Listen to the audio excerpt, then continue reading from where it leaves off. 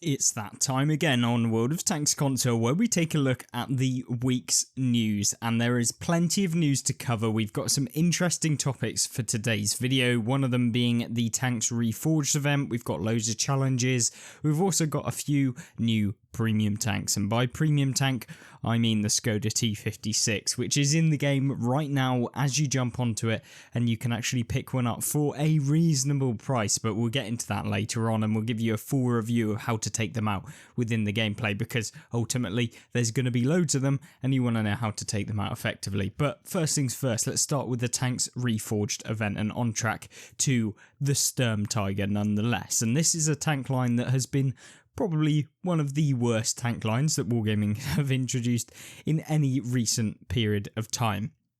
And these tier 10s are effectively your derp guns, and that takes into account maybe things like the KV2. You're looking at pretty much a tier 10 version of a KV2. Now the German tier 10 Sturm Tiger does get some significant buffs, and the main buffs being to the armour. You're not actually seeing any real improvements to the gun, stuff like that. It's just about trying to improve the chances of you bouncing, improving the chances of you surviving, and ultimately that's what Wargaming went for. Me personally, I'd have just made the gun stats a little bit better, and I'd have probably given the buff as well in terms of the armour. But you're seeing 190mm on the front go up to 230, so it's a significant buff. You're probably going to be bouncing off of this tank if you're playing into tier 8 now, unless you load premium, of course. Still pretty big weak points in the lower plate and stuff like that, and of course the side armour is just as bad. So yeah, nothing too much to worry about with this tank in my opinion, and if you're playing a tier 10 you'll probably just go straight through the front anyway with a lot of the premium rounds that are flying around at tier 10, so I wouldn't worry too much. However, we've got some significant buffs, more so to the tier 9, which is the BAR, and you're seeing here that the armour has gone from 210 to 230, which is nice. You're also getting hull armour going from 130 to 170, which is also good. You're seeing the top speed forward actually increase from 30 to 35, which makes this a little bit more competitive, and you're also seeing the dispersion of both the first chassis and second chassis of the tank go from 0.14 to 0.03, so you'll be much more accurate when you're on the move, when you're turning, that sort of stuff. Well, effectively when you're turning, and therefore you're going to be able to lock on to various different opponents, maybe if they're trying to get round you, that sort of stuff. That's where this tank is going to perform way better now in terms of the accuracy. So looking forward to seeing how these things actually fare in the matchmaker, whether they end up being any good, or whether these buffs are just kind of like a pretend buff. It didn't really do too much, but there we go. Now moving down to the tier 8, we have the Sturm Tiger P. You're seeing similar sort of story where the dispersion during movements actually gone down, and also that during rotations are more accurate in general. You're also seeing the reverse speed increase, because yeah, why wouldn't you want to get out of there faster? And then you're seeing the armor actually increase like the rest of them, from basically by an extra like 30% generally on all of the armor values. Now, there is no buffs to the tier 7, but there is some buffs to the Stoig 33B tank destroyer at tier 5, and you're seeing the view range go up from 310 to 330, so probably going to be pretty fun to play that now, and also more invisible. And your reload's going from 10.3 seconds down to 9 seconds, so effectively just over a 10% buff to your reload, which will be really, really good for the game, at least at the low tiers. Well, I joke, but anyway.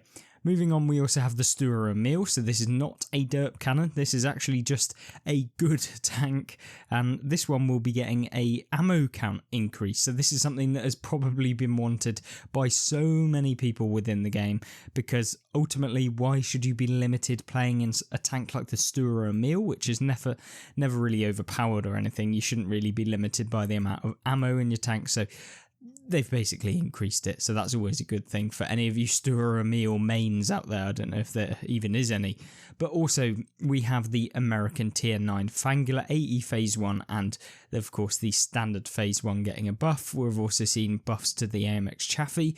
The AE Phase 1's getting basically better accuracy, rotation speed, reload and aim time, so it's going to be much better when you're playing it. And also the Chaffee, as talked about in the previous update news video, that you can actually watch on the whole new season, which I do recommend if you're interested in finding out what actually came out with the season. I'll leave a link to that at the end of the video that you can watch. But ultimately the MX Chaffee's getting an extra 30% health, so yeah, it's going to be very good. Keep it up to level with some of the other tier 7 light tanks, which has been lacking for about 3 or 4 years.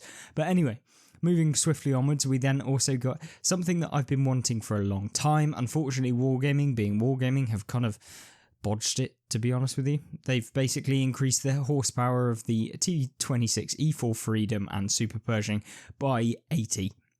Now, that's basically meant that you're getting an extra 1.6 horsepower per ton, which for the most part is not awful, but I was expecting to see it boosted up maybe just a little bit more, maybe up to 600 horsepower.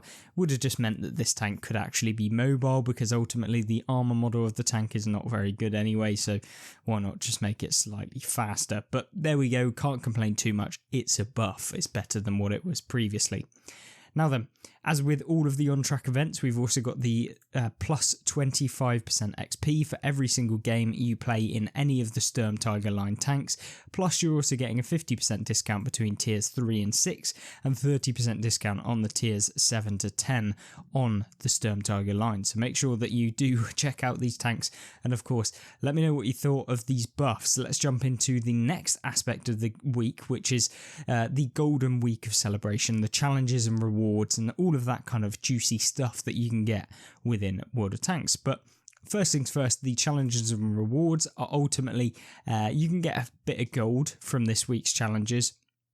And there are 3 stages to the Golden Week, and at the end of it you'll be able to get a top secret keycard, and you can see that here. The top secret keycard is of course very good for those of you who are wanting to earn a little bit of gold to be able to pay for the seasons or repay for the seasons, whatever your goal might be. But essentially, all you have to do is earn like 25,000 or more XP in any number of battles. Then you've got to place in the top 5 damage dealers on your team in 10 battles, and then you've got to deal 75,000 or more damage in any number of battles. So it's not particularly too difficult, it's just about playing the game over the next week, and I'm sure many of you will be able to complete this and get all of the emblems that you can see on screen right now. If you want to pause the video, have a look at them, then you can. But ultimately, those are the emblems here, and of course you will get that top secret keycard, which will guarantee you, off the top of my head, 450 gold, I think is the minimum that you can get out of a top secret keycard, and you could potentially get a premium tank, although it is 10% chance, so yeah, hopefully, fingers crossed for you guys that you get a premium tank out of the top secret keycard. Now then, not only that, we've also got some emblems and inscriptions for destroying 20 or more vehicles in any number of battles. World War II mode available to Japanese vehicles only, so you've basically got to play any Japanese vehicles to complete these challenges. You've got Katana and Emoji, and they're basically just playing the game as a Japanese tank. And then there's also an on-track Japan, which will give you 25% vehicle XP, 50% discount on silver between tiers 3 and 6, which is in conjunction with the fact that you've also got the Sturm Tiger line, and this will also mean that you can get both the STB-1 and the Type 5 Heavy at a 30% discount from tiers 7 to 10, so really good in terms of buying some of the tier 10s. Looking forward to see what you guys think about the on-track events. Now, that's not the only thing. We've also got some discounts and bundles, and there are a few actually decent bundles this week. Main one being the surprise package, I believe, which comes with the LT432, the HMH M51 Super Sherman, which is like the Reveler Riese, and then the Aufklärungs Panzer Panther, which are 3 really okay, well, 2 fantastic tanks, one kind of just thrown in there, but essentially it's 70% off, so you're basically getting like 3 tanks for the price of 1. So it's very, very good in terms of how much you're paying for the actual tanks that you're getting, especially since the Alf Clarence Panzer Panther is my favourite light tank in the game, and the LT432 is a very competitive light tank within the game as well. And then the Super Sherman is just a fun one to play. It's nothing super competitive, but it's not terrible. And then of course, if you've got Japanese power, that will cost you 8,500 gold. You'll get a few different things, nothing too fancy here. The STA2 is a really fun tank for me personally. I actually like that. But if you want to pick up some heavies, you've got the Brick, the Boulder and the Absolution, all of the mercenary tanks here. I wouldn't really go for it, to be honest. The Brick and the Boulder are pretty mediocre. And the Absolution's just, by namesake, absolutely broken. But there we go. It's Wargaming's mercenary tanks coming out for you. And then you've got the immovable objects, which comes with the HMH Chrysler K, you've got the Fatherland IS-3 and the Nomad Somua, but for 22,000 gold, I'd probably avoid that one and go with something else, unless that is the only package you don't have. So yeah, not necessarily my first choice, but nonetheless good tanks. And then the Hound and the Wolf, you get the Lycan T71 and the Hollenhund, which are both amazing tanks in their own regard, and for 6,000 gold, it's not that bad. And then you've also got Golden Week, where you can pick up 30 days of premium and 1 million silver for 50% off, which is actually not awful, but I'm not going to promote buying silver on the game. I just don't think it's worth it, but there we go. Hopefully you guys enjoyed those bonuses, and of course we do have the tanks for free XP, where you can pick up an inordinate amount of free XP tanks. But I mean, you can pause the video here, take a look at what you think of these different free XP tanks. For me personally, I'll just pick out the best ones that I think are actually okay and worth it. You've got the T50-2, an amazing tier 6 light tank that's really fun. You've got the T3485M that you could get, the Dreadnought as well. You've also got the Minuteman, the Super Hellcat, the Sturm is a fun one, the E25 of course, and then that's probably it in terms of like the competitive. But if you want a fun one, the STA2 is a good one as well, but you'd probably be better off just buying that out of the store than paying with it for free XP. But there we go, that is the tanks, that is the upgrades, that's the buffs and all of the information for the Golden Week. But there is one tank we have not yet looked at, and that is of course the Skoda T56, the one that you're probably wanting to find out about. And there is a reason for that. It is on PC one of the strongest tier 8 premiums within the game, and that is probably going to be the case on console as well, although you're probably seeing these stats slightly reduced because this is the PC statistics after all. But ultimately, you'll want to know what the weak points are. Well, the weak points are this cupola on top here, which you want to be aiming at if you're coming up against this thing, and it's pretty big. It's actually pretty easy to hit as well. And then you've got the lower plate as usual, very, very easy to hit. And even the upper plate of this tank is not particularly amazing. You'll probably be able to pen it for the most part with any tank that you're playing up against it. If it angles towards you, just go for the inner track here. So you see this frontal drive wheel is what it's called. You just shoot in here and it will go through. Same if it was on the other side, just shoot in this area here. You'll track it and also pen. Obviously, don't aim at the side of the turret if you've got this angle here. Just go through the tracks unless you really have to. Side armor's garbage because, you know, pretty much every side armor's garbage. Back of the tank, just fire HE. But yeah, even then I probably wouldn't, because you could bounce with HE off the back or just not pen. So ultimately, the key weak points, upper plate is pretty trash, especially if you're looking down on it. Obviously the cupola, I wouldn't go for the secondary cupola on this side, you just never pen it. And just if this thing gets basically hold down, yeah, just say goodnight, because you're never hitting the cupola. You'd be better off literally just running away.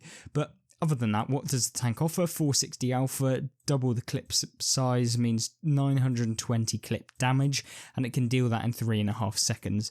And that's if console follows the same trend as PC, which I'm sure they will, and hopefully doesn't end up ruining the matchmaker, because I'm sure you'll see a lot of these considering the price point of the tank at the moment. And I would probably say this is the best deal of the week. If you want to purchase a premium tank right now on World of Tanks console, this is the tank to get. Hopefully I will do a review tomorrow for you to actually have a look at the tank itself, showcase what it's all about and whether or not it really was worth the price point of it. So thanks very much for watching. Of course, if you have any questions, leave them in the comment section down below and I'll try and answer them all. And of course, if you need any more information about various different tanks, gameplay, tank reviews, season pass, stuff like that is all on the channel that I'm sure you can go back and have a look, but I'll leave that link to the season update news where it covers the entire season news, and also on the right hand side we've got the gameplay and tank reviews playlist which covers all of the most recent season pass tanks, stuff like that you'll be able to have a look at and test whether or not they're any good once you manage to earn them. Other than that, I hope you have a fantastic rest of your day and I hope that you join me in the next video. Goodbye.